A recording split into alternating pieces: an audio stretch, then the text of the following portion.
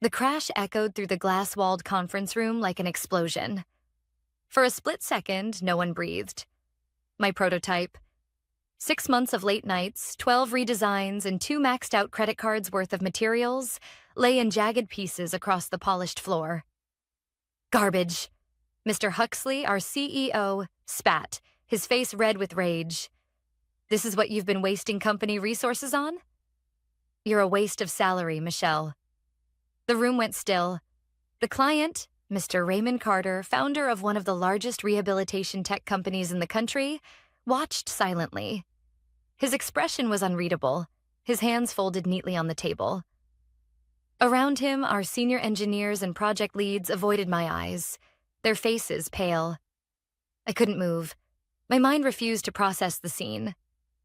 The shattered parts, the adaptive joint frame, the carbon fiber exoskeleton, the delicate mechanical pulleys, all of it represented me. My effort, my belief, my future. And now it was just debris under Mr. Huxley's shoes. Sir? I managed, my voice trembling. You didn't even let me explain the calibration. He cut me off with a wave. Explain? To who? Do you see yourself standing here, embarrassing this company in front of our biggest client? Laughter rippled from one of the executives, a nervous, sycophantic sound. I felt my cheeks burn. But then something happened I didn't expect. Mr. Carter turned to me, calmly, deliberately.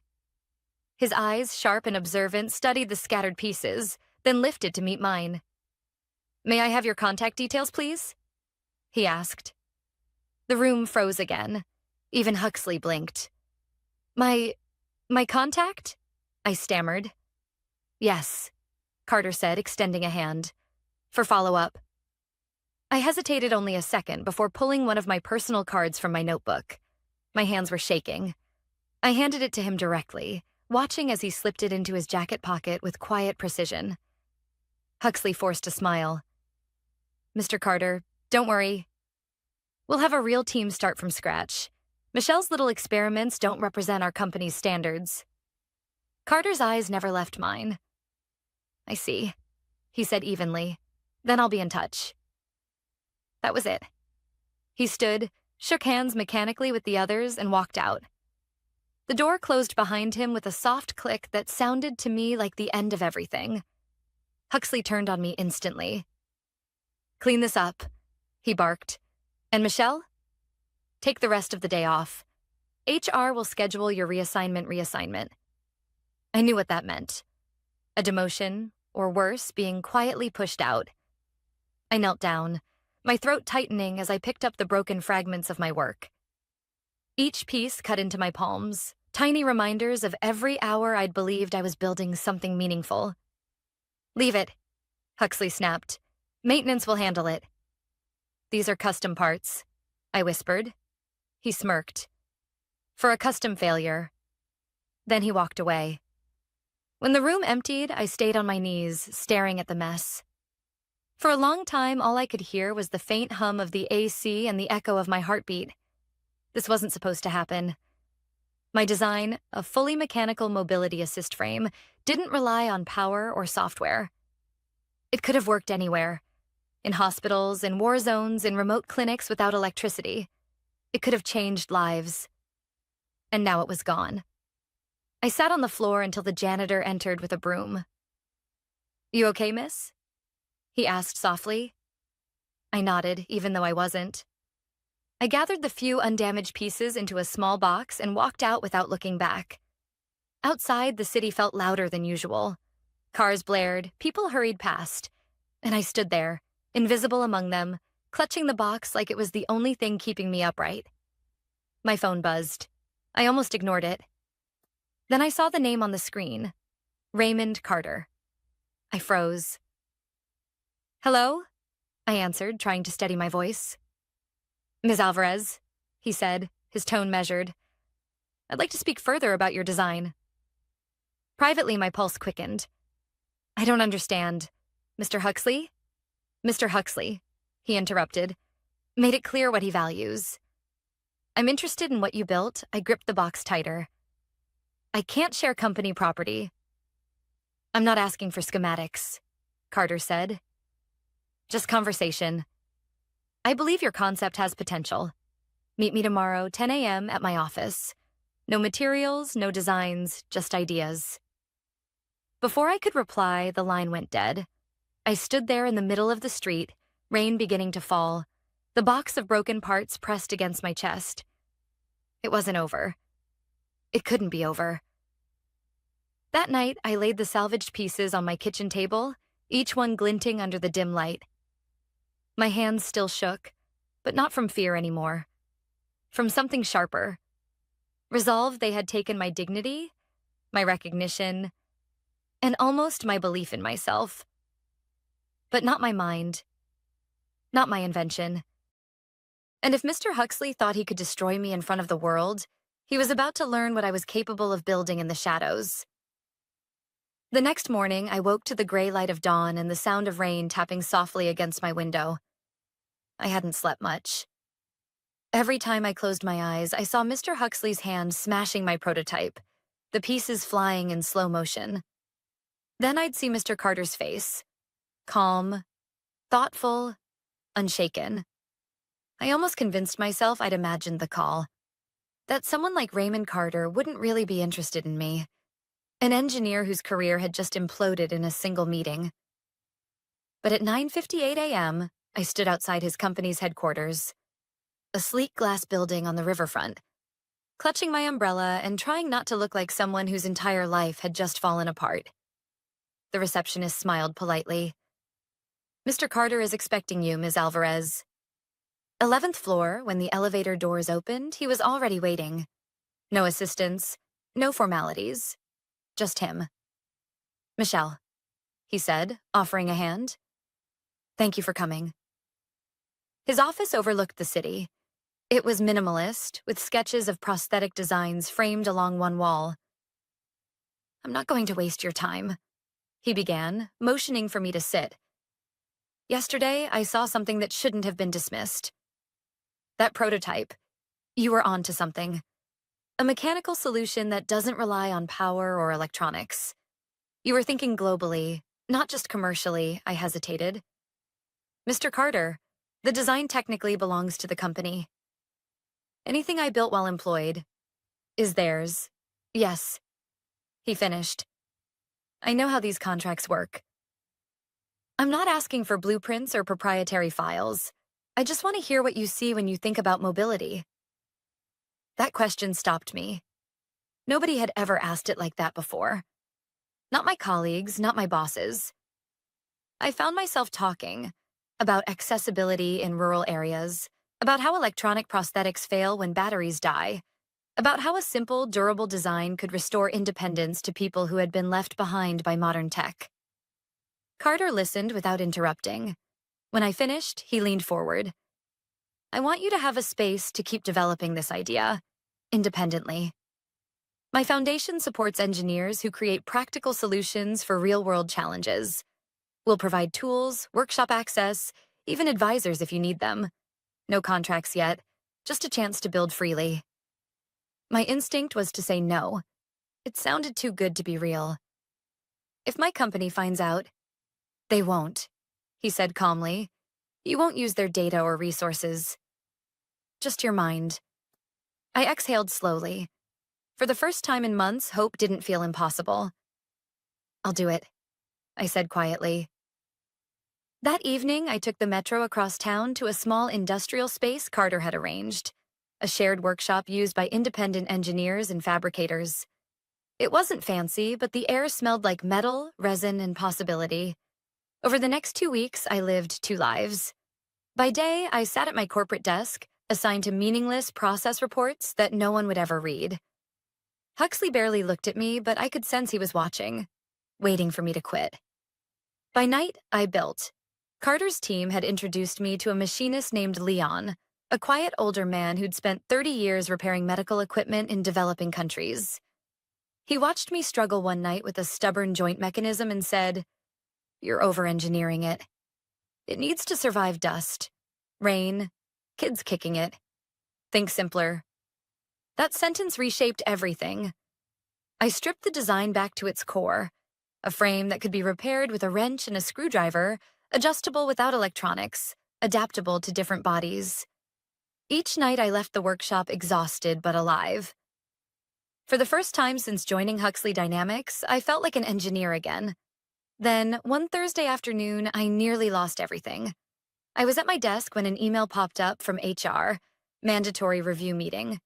Tomorrow at 10 a.m. My stomach dropped. I opened the message. Vague wording, no agenda, requested presence.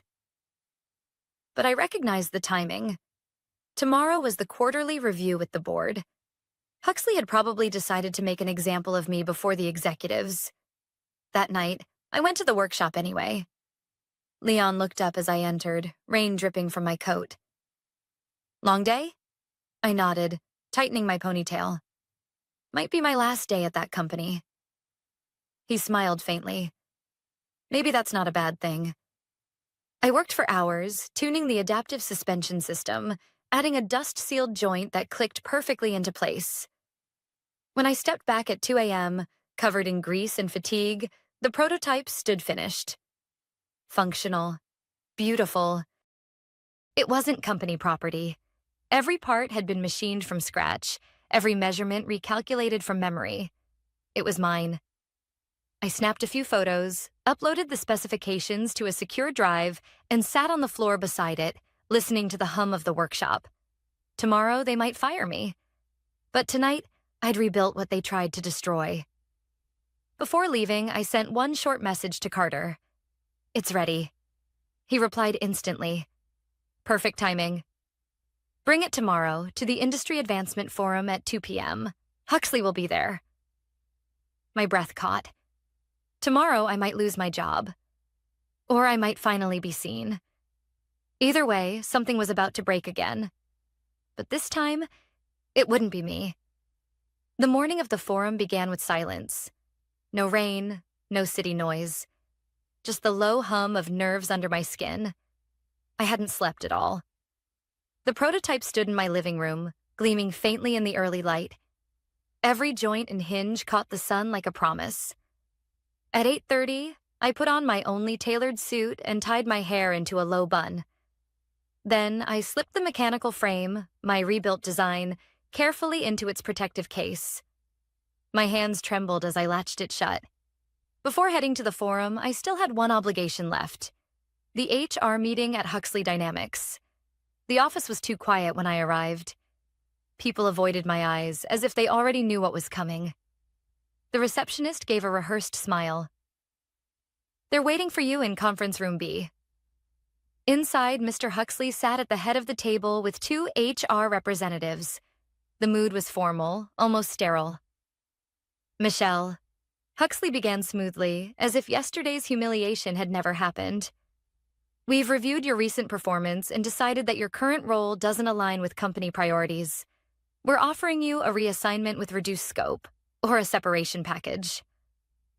I stared at him. You're demoting me?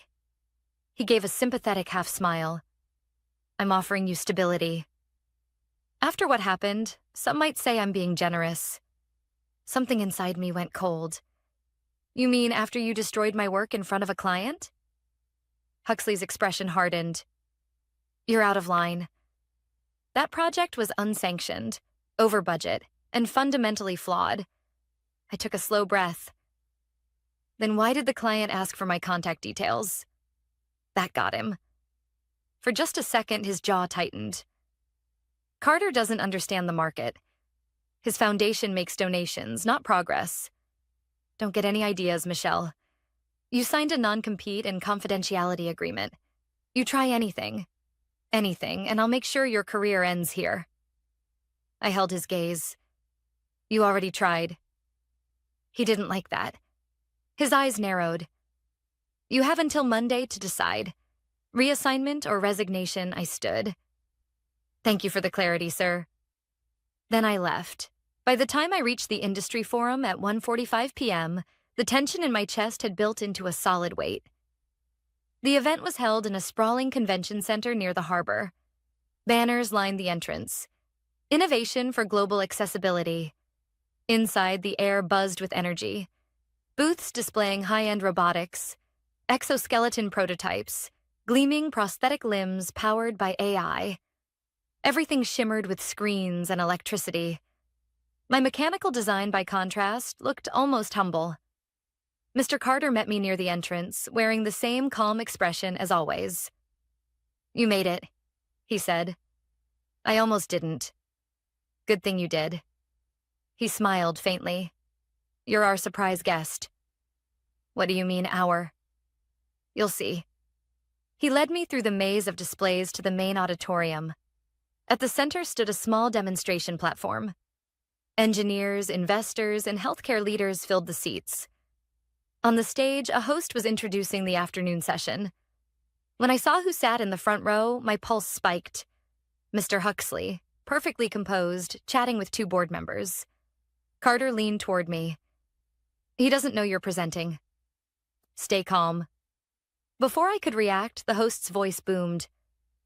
"Our next demonstration is from an independent engineer whose approach to mobility may redefine what accessibility means worldwide. Please welcome Michelle Alvarez." For a moment, I couldn't move. The crowd's polite applause echoed like static. Then I felt Carter's hand on my shoulder. "Go." I stepped onto the stage.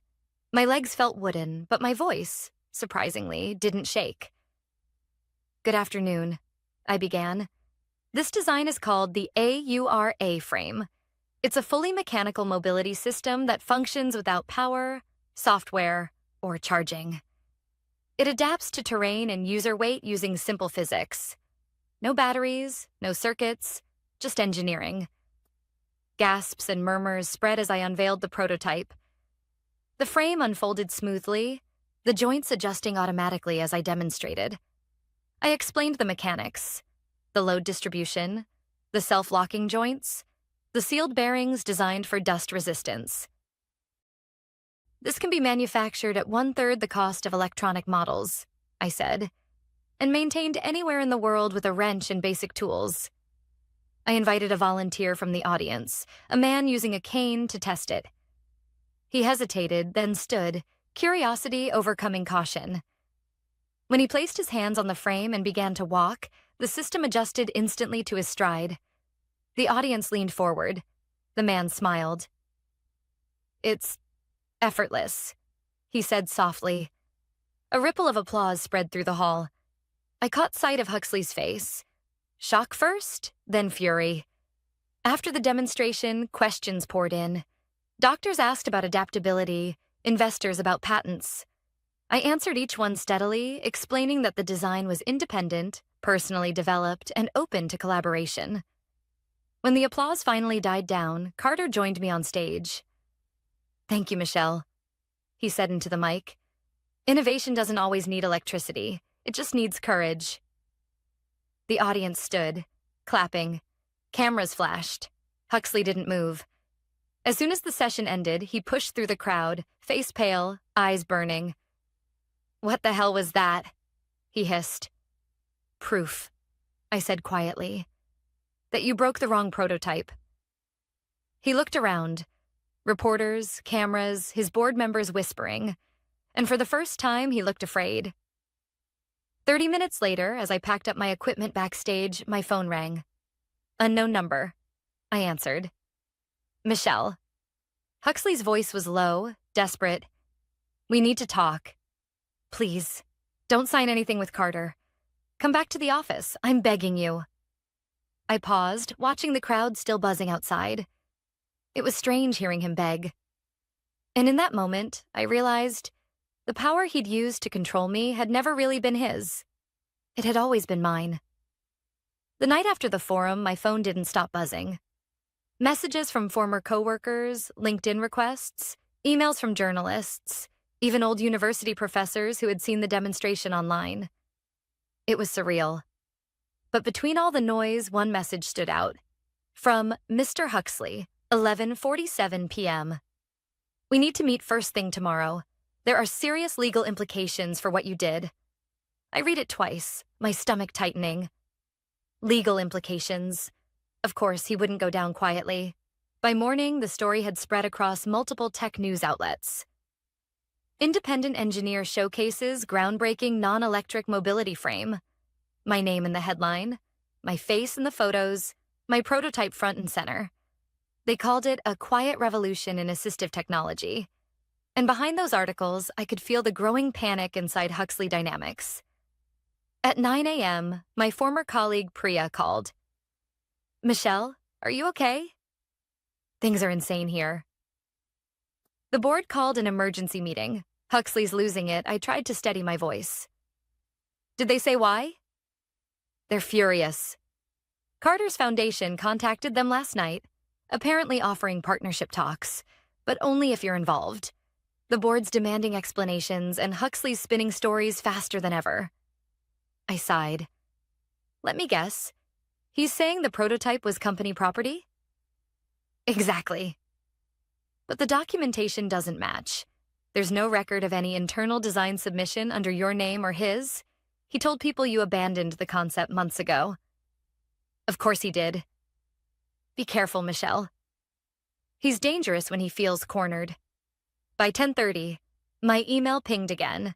From Board Secretary.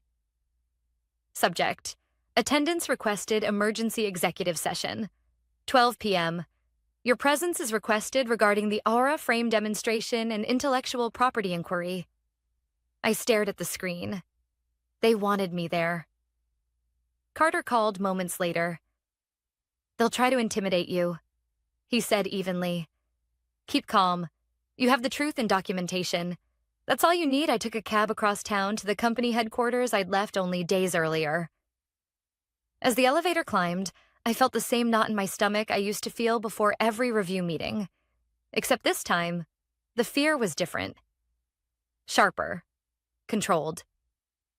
When the doors opened, 2 security guards escorted me to the executive boardroom. The air inside was heavy. Around the long table sat the board members, the general counsel, and at the far end, Mr. Huxley. His face looked strained, sleepless eyes, forced composure. "Ms. Alvarez," the chairwoman began, "thank you for coming on short notice. We have questions about the AURA prototype you presented yesterday." I nodded. "Of course." Huxley jumped in immediately. "Before we begin, I'd like to clarify that Ms. Alvarez's design work was developed during her employment under company resources. Her public presentation was unauthorized and in violation of her contract." The chairwoman raised a hand. "We'll hear all sides." She turned to me. "Ms. Alvarez, your response?" I met her gaze. The design presented at the forum was my independent work, built entirely outside company hours and with personal or third-party resources. The concept predates my employment and is fully documented in my graduate research. The general counsel adjusted her glasses. "Do you have proof of that?" "Yes," I said, handing over a folder. Inside were dated schematics, thesis excerpts, and time-stamped design notes from 3 years ago. These documents show the development timeline and the original adaptive joint concept. Huxley leaned forward, voice rising. "This is irrelevant." She still used company methodology and exposure gained through our clients. That's theft of opportunity. One of the board members frowned.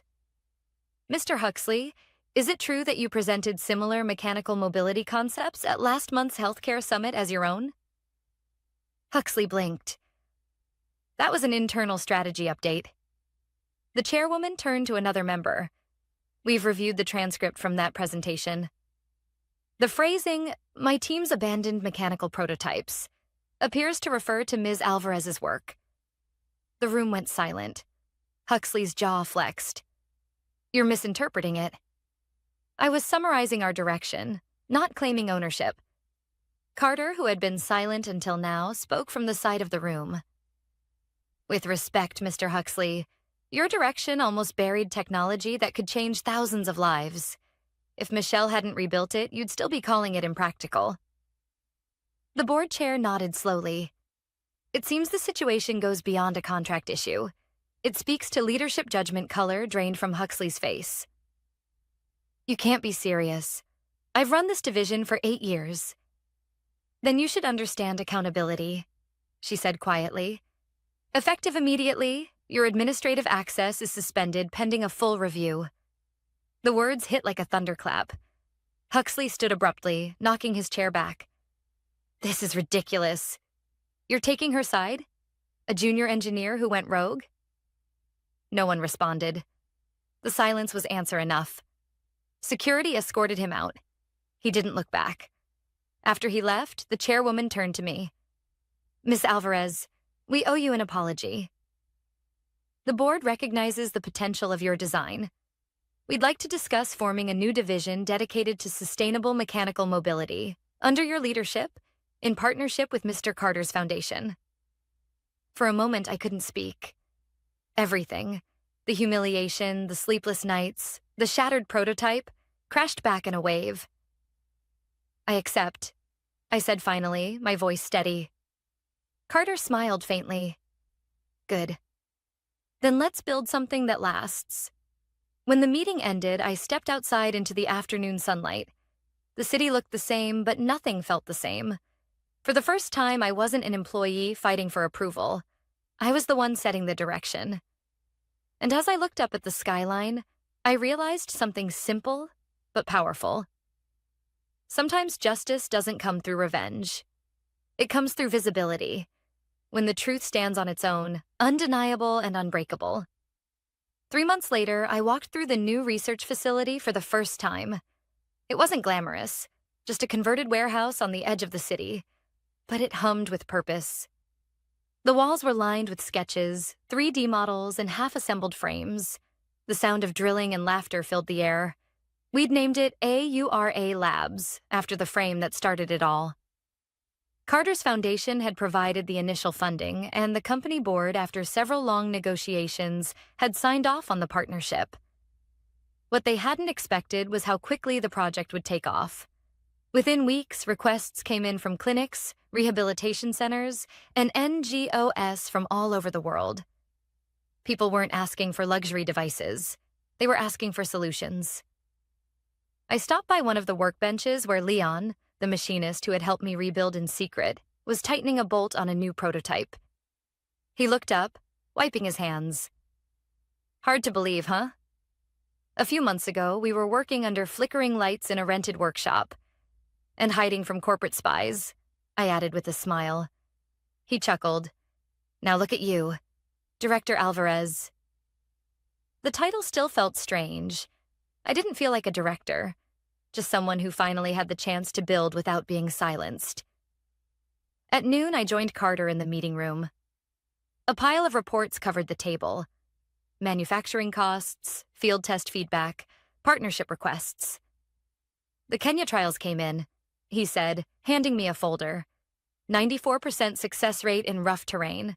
Repairs done locally, 0 power failures. My throat tightened as I flipped through the photos. Kids using the adaptive frames to walk to school, adults traversing muddy roads to reach clinics. These weren't numbers anymore. They were lives. Carter watched me quietly. You should be proud, Michelle. You did this? No, I said, closing the folder. We did this. Every person who believed it was possible when it looked like failure. He smiled. Still humble. Still learning. I corrected. That afternoon, a visitor arrived unexpectedly, Priya from my old company. She looked nervous when the receptionist showed her in. I hope it's okay that I came, she said. Of course, I said, motioning her to sit. How are things over there? She hesitated. Different. The board brought in an interim CEO. They're reviewing all active projects. Huxley, well, he tried to start his own firm. It's not going well. Word travels fast. I nodded slowly. Part of me felt satisfaction, but it wasn't joy. More like closure. I'm sorry it turned out that way, I said honestly. He wasn't always wrong, just blinded by ego. Priya smiled faintly. You're kinder than most would be. She paused, then added, People talk about you a lot, you know. Some as a cautionary tale, others as an inspiration. Let's hope the right story sticks. Before she left, she handed me a small envelope. Inside was a note signed by several engineers from my old department. Thanks for showing us that good ideas don't die just because someone else can't see them. I folded it carefully and slipped it into my notebook. Later that evening, after everyone had gone home, I stayed behind. The workshop lights cast long shadows across the floor, just like that night months ago when I rebuilt the first prototype in secret. I traced my fingers along one of the new frames, sleeker now, lighter, but still built on the same principle: simplicity, reliability, dignity. Sometimes when people talk about revenge, they picture fire and destruction, making the other person lose what they took from you. But standing there, surrounded by creation, I realized my revenge had already happened. I hadn't destroyed anything. I'd simply built something they couldn't ignore. The next week, our labs hosted an open demonstration for journalists and investors. This time, I didn't tremble when I stepped onto the stage. Cameras flashed, but I didn't feel exposed. I felt grounded. 6 months ago, I began. A prototype was destroyed in front of a client. At the time, I thought it was the end of my career. But sometimes when something breaks, it's not a failure. It's a signal to rebuild better. I held up the new model. These devices are now being distributed to clinics in 12 countries. They run without power, without complex parts, and can be repaired by local technicians. That's the power of engineering that serves, not just impresses. The applause came slowly at first, then grew into a standing ovation. Somewhere in the crowd, I saw Priya smiling, and next to her, unexpectedly, was the chairwoman of Huxley Dynamics, nodding in quiet approval. After the event, I stepped outside. The sun was setting, painting the sky in gold and orange. The city felt lighter somehow, as if all the noise had softened. Carter joined me on the steps. "So," he said, "what's next?" I looked at the skyline and smiled. "We build. And this time we make sure no one gets left behind." He nodded. "That's a mission worth keeping." As he walked away, I stood for a long moment, breathing in the cool evening air. Everything that had once been broken, my confidence, my reputation, my creation, had been rebuilt stronger. And I realized that revenge wasn't the real ending. Creation was. Because when you stop fighting to be seen and start building something undeniable, you don't need to shout. The world will see you anyway.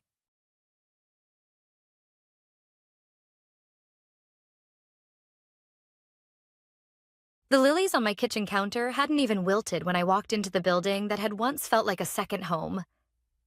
The automatic doors opened with their familiar hiss, releasing that sterile, lemon-scented air that usually calmed me. But that morning, it only made my stomach turn. It had been 5 days since I buried my mother. 5 days since I'd stood in a black dress beside a wooden coffin, pretending to be composed while every part of me wanted to crumble. My mother had been my anchor, my quiet encourager through 14 years of climbing the corporate ladder. And now she was gone. And I'd returned to the only place I knew how to function. Except, as I stepped onto the executive floor, something was wrong. The plaque outside my office, Claire Donovan, Director of Strategic Operations, was gone. In its place was a strip of bare metal, adhesive residue still visible beneath the fluorescent lights. My door was open, and inside, 2 janitors were stuffing my things into black trash bags. "What are you doing?" I managed, my voice brittle. One of them froze mid-motion, clutching the framed photo of my mother and me from my desk. "We were told to clear it out, ma'am." Orders from HR orders? I stepped closer, staring at the pile of my life. Research binders, notebooks, my laptop, even the glass award I'd received last quarter for leading the firm's biggest merger. All dumped together like garbage.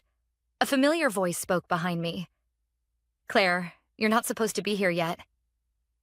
I turned. It was Darren, the new head of HR.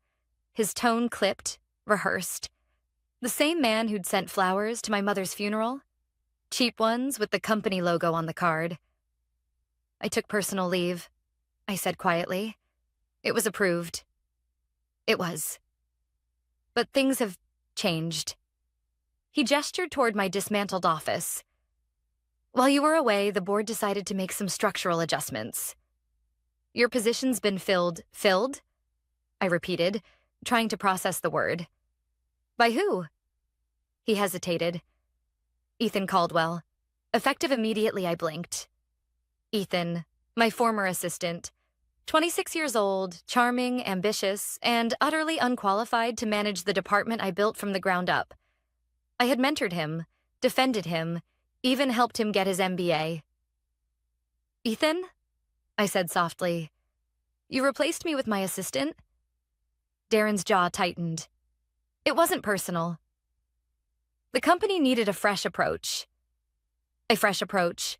That was their code for cheaper labor and fewer questions. My heart pounded in my chest, every beat echoing the same realization. They had waited until I was grieving, until I was at my weakest, to cut me out. My voice shook, but I refused to let it break. Where's my data? My reports? My laptop? All intellectual property has been reassigned to Mr. Caldwell, he said flatly. You'll receive your severance by mail. Severance. That word stung worse than anything else. 14 years of loyalty reduced to a severance package. For a long moment, I said nothing. Just stood there, looking at the bags of my life piled at my feet. The photo of my mother lay face down on top, her smile hidden behind cracked glass. I exhaled slowly and straightened.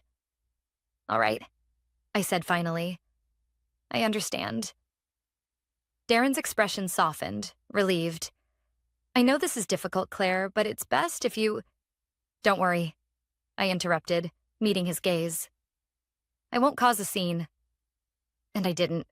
I simply walked past him, past the curious eyes of coworkers pretending not to stare. My heels echoed through the corridor, steady and deliberate, even though my legs felt like lead. By the time I reached the parking lot, my hands were trembling so badly I could barely unlock my car. The grief I'd been holding back for days surged upward. Anger, betrayal, disbelief all tangled together. But beneath the chaos, a single thought formed, calm and precise. They thought I'd break. They didn't know who I was. My mother had always said, "Grace under fire, Claire." That's what sets you apart. I could almost hear her voice as I sat behind the wheel, staring at the glass facade of the building that had discarded me. I wiped my tears, steadied my breathing, and opened my phone. Not my lawyer. Not yet. There was someone else I needed to call. Someone who owed me a favor. When the line connected, a low voice answered. Claire? I didn't expect to hear from you so soon. They've made a mistake, I said evenly, and I'm going to need your help correcting it. There was a pause on the other end, then a quiet chuckle. Understood. How soon? Now. I hung up, my reflection faint in the windshield. Tired eyes, pale skin, determination flickering beneath exhaustion. The first rays of sunlight broke through the morning clouds, glinting off the building's glass panels. By noon, the executive floor would be in chaos. They just didn't know it yet. The city was still half asleep when I drove away from the parking lot. I didn't head home. Instead, I pulled into a quiet cafe 2 blocks away, ordered black coffee, and opened my laptop. My hands still shook as I typed the password. The bitterness in my mouth wasn't from the coffee. It was from the humiliation that clung to me like smoke. 14 years of loyalty, and they couldn't even wait until I'd finished mourning my mother. Not an email, not a conversation, not a shred of decency. Just trash bags. I clicked through my personal email, searching for a name buried in the past. David Harlow, a client I'd helped years ago during a merger that saved his logistics company from bankruptcy. He'd once told me, "If you ever need something, Claire, call me directly." I don't forget who saves me. I hadn't thought about that line until now. I typed out a brief message. David, it's Claire Donovan. Something happened at the firm. I need to meet. Today, if possible. It's urgent. Before I could close my laptop, a reply pinged back. My office, 10 a.m. Bring everything you've got. I glanced at the clock. 8:42. The phone call I'd made earlier wasn't to a lawyer or to HR. It had been to David's assistant. The man now sat on the board of Arcturus Holdings, one of the firm's biggest clients. If anyone could shake the foundation of the company that betrayed me, it was him. When I arrived at Arcturus Tower, David greeted me personally in the lobby. He looked older than I remembered. Gray hair now where there had been black, but the same sharp, calculating eyes. "Claire," he said, ushering me into his office. "You look like hell." "I buried my mother last week," I replied quietly. "And this morning I lost my job." He frowned, gesturing for me to sit. "What happened?" I told him everything. How I returned to find my name gone, my files reassigned, my position handed to Ethan Caldwell. I didn't cry. I simply laid out the facts the way I used to present quarterly reports. Concise, methodical, controlled. When I finished, he leaned back in his chair. "Caldwell, you said?" That name rings a bell. He was my assistant. Barely 2 years out of school, David opened his laptop and typed rapidly. "Interesting, because this same Caldwell reached out to us last week. Wanted to renegotiate the contract on your merger project. Said he'd be our new point of contact moving forward." I blinked. "That project isn't even finalized yet. The confidentiality clauses?" "Exactly." He turned the screen toward me. He already sent a proposal, with revisions that would cost us an extra $3 million annually. My stomach dropped. He's trying to exploit the client base I built. David smiled coldly. "Then maybe it's time your old company learns what loyalty looks like." He made a call, short and clipped. "Put all current negotiations with Donovan and Pierce on hold. Tell the partners we're reviewing irregularities in their contract handling. And Claire, you'll come in as our independent consultant during this review." I stared at him. "You're serious?" "Dead serious," he said. "If Caldwell wants to play executive, let's see how he handles the fallout." Something inside me shifted then. For the first time in days, the fog of grief and exhaustion cleared. My mother used to say, "Don't fight anger with noise. Fight it with precision." I finally understood what she meant. By the time I left Arcturus, the sun was high. My inbox had already started to fill with forwarded emails from David's team. The review announcement was spreading quickly. By noon, it would reach Donovan and Pierce's executive floor, the same people who had thrown my name away like trash. I parked near the river, opened my laptop again, and watched the dominoes begin to fall. Within an hour, messages leaked to the press contacts still saved in my old email chain. Headlines started to form. Major client suspends $60 million contract with Donovan and Pierce pending internal audit. I imagined the panic in the boardroom. The CFO pacing. Darren calling emergency meetings.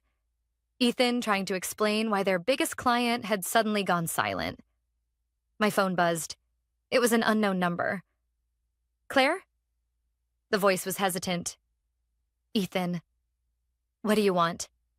I said flatly. "They're saying Arcturus pulled their account because of me." Did you talk to them?" I looked out over the water, the current dark and steady. "Ethan," I said quietly, "you made your choice.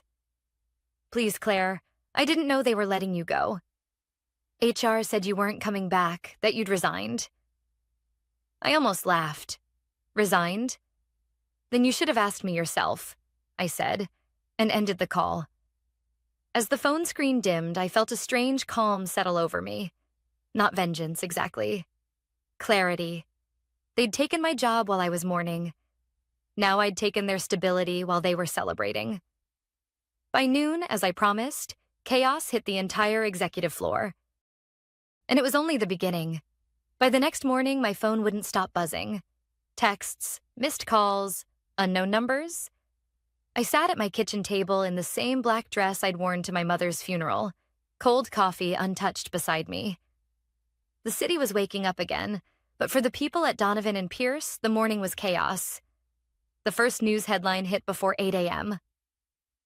Arcturus Holdings freezes $60 million contract pending audit over possible mismanagement.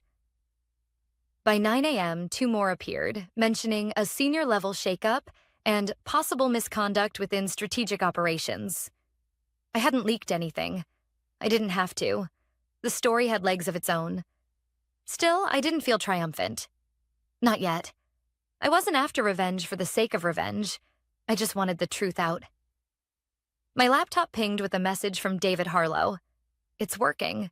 Their PR team reached out. Expect contact soon. He wasn't wrong. At 9:26, my phone rang again. This time, the caller ID displayed Darren Holt, HR director. I let it ring once before answering. Claire Donovan. A pause. Claire, we, need to talk. I could hear the strain in his voice. About what, Darren? The part where you fired me while I was arranging my mother's funeral? Or the part where you gave my job to someone half qualified? He exhaled sharply. No one fired you. There was a misunderstanding. The board assumed you were taking an extended leave. Extended leave? I repeated, incredulous. Then why did you remove my name from the door? That was a clerical error. Look, the situation with Arcturus is bad. The partners are asking questions. They need clarity. Then maybe they should have thought about clarity before they gutted the department. He hesitated, lowering his voice. The managing partner wants to meet. Today. They're offering to bring you back, temporarily, to help stabilize things. I stared out the window at the gray skyline. The same building that had discarded me now wanted my help. Send me the details, I said. I'll think about it. When I hung up, my pulse was steady, not racing. For the first time in days, I was in control. By noon, I was standing in the lobby of Donovan and Pierce again, wearing a dark blue suit and my mother's pearl earrings. I'd washed away the grief on my face with determination. The receptionist froze when she saw me. Ms. Donovan, I didn't realize you were alive? I finished for her with a small smile. Apparently neither did HR. The elevator ride to the 12th floor felt endless. Every floor that passed reminded me how much of my life had been spent here. Late nights, missed birthdays, endless strategy sessions. I'd built my reputation one client at a time, only to have it erased overnight. When the elevator doors opened, I was met with silence. People whispered as I passed. It was strange walking through the wreckage of what used to be my home turf. Darren was waiting outside the conference room. His tie was crooked, his smile forced. Thank you for coming. Inside, the managing partner, Richard Pierce, sat at the head of the table. A man who'd once toasted my promotion now couldn't even meet my eyes. Claire, he began, voice measured. We seem to have had a miscommunication. I folded my hands on the table. That's one word for it. He cleared his throat. We value your contributions deeply. Unfortunately, some premature administrative actions were taken during your leave. In light of the Arcturus situation, we'd like your assistance in reassuring them that operations remain stable. So you want me to fix the problem you created? Temporarily, he said, avoiding my stare. You'll of course be compensated. I leaned back, studying them. You replaced me with someone who wasn't ready, stripped my access, and handed over sensitive data to a man who violated client trust. And now you want me to clean it up for you. Darren spoke quickly. We made a mistake. Let's find a solution instead of assigning blame, I almost laughed. Now they wanted to avoid blame. All right, I said finally, surprising them both. I'll help, on one condition. Richard glanced up. Which is? I get full access to the internal correspondence regarding my department. Emails, directives, personnel changes, everything from the past 60 days, Darren frowned. That's confidential information. So was my termination, I said evenly. You want me to fix your crisis? I need transparency. They exchanged uneasy glances, then Richard nodded. Fine. You'll have temporary reinstatement as a consultant. As I stood, I added quietly, and Darren? Make sure my name is back on the door before the end of the day. He swallowed. Of course. By late afternoon, I was back in my office, or rather, what had once been my office. My nameplate had been reinstalled hastily. My shelves were half empty, and the faint scent of cleaning solution lingered. I powered up the computer they'd assigned me and started digging through the internal archives. Most files were routine. Project updates, expense reports. But buried in a folder labeled Operations Transition, I found something that made my heart stop. A memo dated 2 weeks before my mother's death. Subject line, Strategic Realignment. Proposal to replace C. Donovan. The sender? Darren Holt. The recipient? Richard Pierce. And CC'd at the bottom, Ethan Caldwell. My hand froze on the mouse. They hadn't acted during my leave. They'd planned it. I exhaled slowly, the familiar calm settling back in. They thought reinstating me would save them, but they just handed me the proof I needed to bring everything crashing down. That night, I couldn't sleep. Every time I closed my eyes, I saw my mother's handwriting on the sympathy cards piled on my kitchen table. She used to tell me, "The truth always leaves footprints, Claire. You just have to look close enough." So I looked. By midnight, my apartment floor was covered with printouts, memos, and screenshots. The deeper I went, the clearer it became. My removal hadn't been spontaneous. It was a carefully executed move, timed to my mother's illness and funeral. The memo I'd found earlier wasn't the only one. There were emails between Darren and Richard discussing succession strategy, referencing Ethan as a cost-effective replacement. One note read, "She's emotionally compromised. Best to act while she's distracted with family matters." I stared at those words for a long time, the cursor blinking beside them. Emotionally compromised. That was their justification for gutting my career. I didn't cry. I just started building a timeline. From what I could piece together, Darren had convinced the board that I'd been planning to resign. Ethan was positioned as my successor, trained quietly in the background. Once I took personal leave for my mother's final weeks, they moved fast, reassigning my clients, removing my name, and rewriting internal reports to show voluntary transition. By the time I returned, I'd already been erased. But what they hadn't counted on was my access. As a consultant, I had full clearance again, something they'd never thought through in their panic to fix the Arcturus fallout. At 2 a.m., I plugged in an old flash drive, labeled Client Archive 2018, and began cross-referencing files. That's when I found the anomaly. One client account, Redbridge Technologies, listed under both my department and Ethan's. Duplicate invoices, altered signatures, and payment trails that didn't match. Someone had been double billing under my credentials. I checked the timestamps. The falsified invoices had been created the week of my mother's funeral. Whoever had done it assumed I'd never see them. My pulse quickened. This wasn't just internal betrayal. It was fraud. The next morning, I arrived at the office before sunrise. The building was eerily quiet.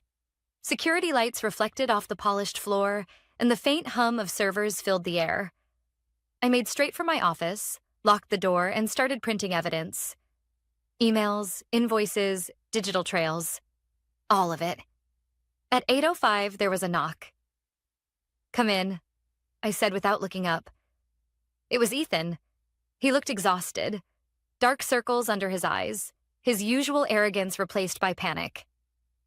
"Claire, we need to talk," he said, shutting the door behind him. "About what?" I asked, still typing. He hesitated. "I didn't know they were going to push you out like that." "I thought you'd—" "Resigned?" I cut in, glancing up. "Yes, I've heard the story." He rubbed the back of his neck. "They told me it was temporary, that you wanted to step back." I swear, I didn't mean for any of this to happen. I studied him for a moment. His voice cracked slightly, and for the first time, I believed he was telling the truth, at least partially. "Then why did you approve duplicate invoices under my name?" I asked quietly. He froze. "What?" "Redbridge Technologies, 2 billing streams, One under my credentials, one under yours. Same deliverables. Same dates. His face drained of color. Claire, I didn't do that. Then who did? He swallowed hard. Darren. He said it was to smooth things over while transitioning accounts. He handled the invoices himself. And you didn't question it? I didn't think I could. For a long moment, I said nothing. Then I slid a folder across the desk. Inside was a printed copy of the memo that recommended my removal. Ethan stared at it like it was a live wire. You were a pawn, I said softly. But pawns still leave trails. He looked up, guilt and fear battling in his eyes. What are you going to do? What I should have done weeks ago. I stood, gathering the printed documents into a neat stack. There's a compliance officer who handles fraud audits. You're going to call her and tell her everything. Then you're going to CC me, Claire. If you cooperate, I'll tell them you were manipulated. If you don't, I met his eyes. You'll go down with them. He hesitated, then nodded. I'll make the call. As he left, I finally let myself breathe. My hands were shaking, not from fear, but from the adrenaline of clarity. I forwarded every file I'd found to a secure drive labeled Mother. It was strange, but I felt like she was watching somehow, urging me to see it through. By 10 o'clock, the compliance department had the documents. By 11, an internal investigation was officially opened. And by noon, the whispers started. People avoided Darren in the hallway. The managing partner canceled his lunch meetings. Something was happening behind closed doors, and I was at the center of it. I looked at the office door that once carried my name and thought of my mother's voice again. The truth leaves footprints. And I had just shown them where to look. By Friday morning, the entire building hummed with unease. Conversations stopped when I walked past. Doors that were once left open were now half closed, muffling hurried whispers. The internal investigation had been announced late the previous night, and the email had sent shockwaves through the firm. Subject: compliance audit, confidential. It stated that all senior staff were to cooperate fully with auditors regarding potential irregularities in client billing and departmental transitions. Darren hadn't shown up that morning. His assistant claimed he was working remotely. Everyone knew what that meant. At 9:30, I was summoned to the main conference room. The managing partner, Richard Pierce, sat at the head of the table looking like he hadn't slept. Across from him were 2 compliance officers from headquarters and Ethan, visibly nervous but present. Ms. Donovan, one of the auditors began, thank you for coming. We understand you've been assisting with internal clarifications. I nodded. Yes, I've provided documentation of inconsistencies I discovered after my reinstatement. Richard leaned forward, clasping his hands. Claire, this situation has gotten out of control. We need to resolve it quietly before it damages the firm's reputation. I met his gaze. You mean before it damages your reputation? He exhaled slowly.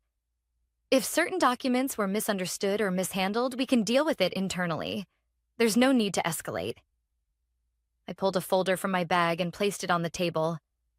These are the signed invoices sent to Redbridge Technologies under my name while I was on bereavement leave. The timestamps placed their creation the same week I buried my mother. The auditors exchanged a look. Who had access to your credentials during that period? Darren Holt, I replied. He initiated the transition and approved the payments. Ethan spoke up, his voice trembling. He told me it was authorized by Richard. Richard turned sharply. That's absurd. The younger auditor raised an eyebrow. We'll verify authorization records in the system logs. Silence filled the room, thick and uncomfortable. I watched Richard's expression falter as he realized the tide had shifted. Then one of the auditor's phones buzzed. She stepped outside to answer it and returned moments later, her expression unreadable. That was headquarters, she said. They've just received confirmation from finance. Multiple transfers were made to a private account linked to a shell company under Darren Holt's name.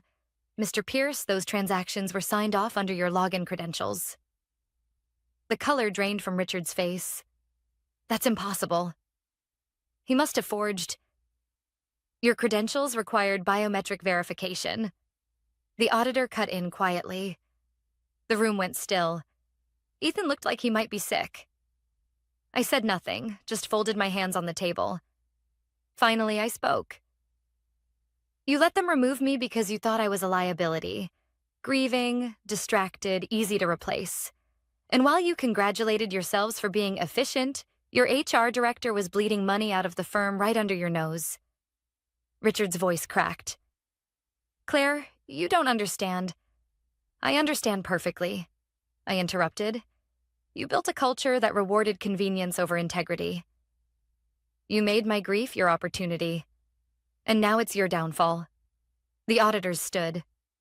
Effective immediately, both Mr. Pierce and Mr. Holt are suspended pending legal review.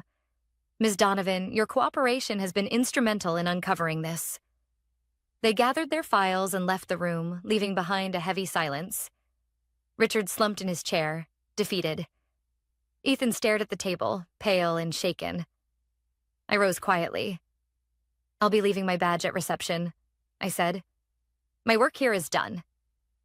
Ethan looked up. Claire, I'm sorry. I know, I said softly. Make sure you learn from this. Ambition means nothing without conscience. As I walked down the corridor for the last time, staff members looked up from their desks, eyes wide with unspoken questions. No one said a word. I didn't need them to. Outside, the crisp March air filled my lungs. The same city that had once felt suffocating now felt wide open. My phone buzzed with a message from David Harlow. Arcturus reinstated the contract under your consulting company's name. Congratulations, Director Donovan. I stared at the message for a moment, the reality sinking in. I had my independence back, not as an employee, but as an equal. I drove straight to the cemetery. The lilies on my mother's grave had begun to wilt, their edges curling brown in the wind. I replaced them with fresh white ones and knelt beside the headstone. Mom, I whispered, you were right. The truth does leave footprints. For a long while, I just sat there, letting the quiet settle around me. Not as revenge, not as triumph, but as closure. When I finally stood to leave, I felt lighter, like the version of me who'd walked into that office a week ago had been buried alongside the past. As I reached the car, my phone rang again. It was one of the compliance officers. Ms. Donovan, we've completed the initial review. Headquarters is offering you the position of Regional Director for Compliance and Ethics. They said your integrity saved the firm. For a moment, I couldn't speak. Then I smiled faintly. Tell them I'll think about it. I ended the call and looked out over the horizon, where the morning light touched everything gold. My mother's words echoed once more in my mind. Grace under fire. Claire, that's what sets you apart. She was right. In the end, I hadn't needed to shout, threaten, or destroy. I'd simply shown them the truth and let it do the rest.